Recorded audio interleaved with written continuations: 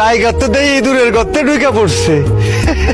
কি ব্যাপার, টাইগারের পাওয়ার আজকে এত কম লাগতেছে? চার্জ নাই নাকি?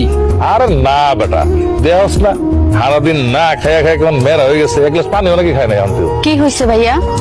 ওই যে দেখো খুশি খারাপ, ওইখানে খাড়ায় থাক। খুশি এখন এই বাড়ির ছোট মালকিন, ওর কাছে আইতে হইলে পয় পরিষ্কার হয়ে আইতে হইব। পিছা খুশি বোন, তুই একটু আমার কাছে আসবি না? আইব না। ওই কি করবি তুই? কি করবি? আমি একটু খুশির সাথে কথা বলতে চাই, আমার একটু সময় দিবেন?